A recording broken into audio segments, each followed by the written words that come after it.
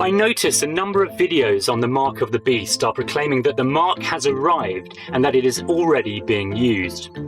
In fact, nothing that has so far been used is an exact fulfillment of the prophecy. Even the microchip implants that a few people are using at the moment to buy and sell are not being put in the back of the right hand. They have been put in the upper arm and in the left hand. As such, they are precursors and not the mark itself. Some people have capitalized on such technicalities to rubbish everything that we're saying about where all of this is heading. In addition, there are less obvious precursors in the form of microchips that are used to access various things, even though they're not yet being implanted into the body. For example, a football club in the UK recently stopped accepting cash for admission to games. People now need a microchip card to get in. Every day, hundreds, thousands of shops are becoming more cashless to encourage people to use a microchip card in order for them to shop there. What is happening all over the world at the moment is part of the conditioning that precedes the actual implementation of the mark. People and institutions that are working on this overall economic change recognize that Bible prophecies about the mark still present some resistance from people who know about the prophecies. Little by little, the system is breaking down people's resistance through precursors which are technically not the mark itself. They are particularly concerned about people like ourselves who know about the mark of the beast prophecy. Their actions are helping us to see the inconveniences that will come when the mark is fully implemented.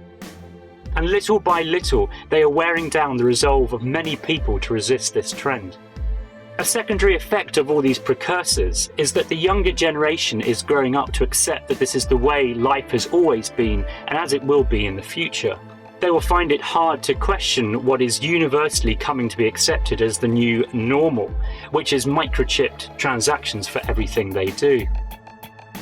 I and some of my friends have decided to draw the line now on some of these precursors of the mark as a form of self-discipline to prepare us for the kind of life that we will need to live when everything is in place for worldwide use of the mark. For example, years ago in Sydney, Australia, it became necessary to have a microchip in your car before you could cross the Sydney Harbour Bridge. We refused and just got used to crossing the river further upstream using smaller bridges.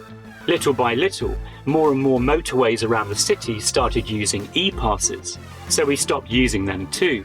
Then they started putting microchips into passports, and so we stopped travelling overseas when our current passports expired.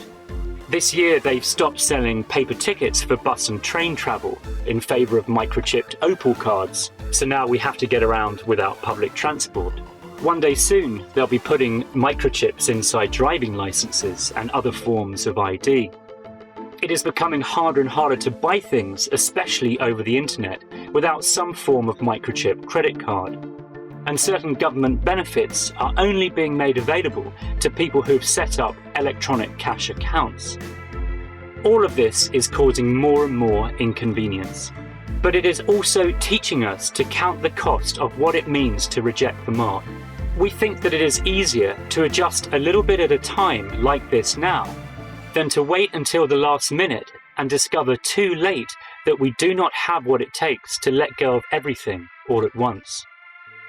Little changes in our lifestyle now, like not using motorways that require microchipped e-passes, are helping us to actually experience a small taste of what life is going to be like during the Great Tribulation. Mind you, the tribulation is coming, and we need to be ready for it. But sadly, a lot of Christians say this with their lips that they think this is going to happen, but with their actions they do nothing to prepare.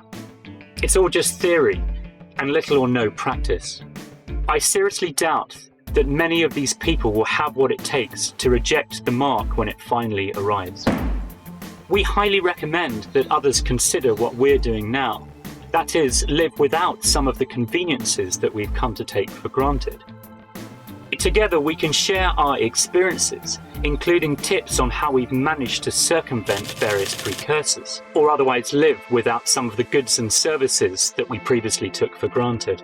I would like to survive the end times, and so I'm trying to listen to the leadings of God's Spirit.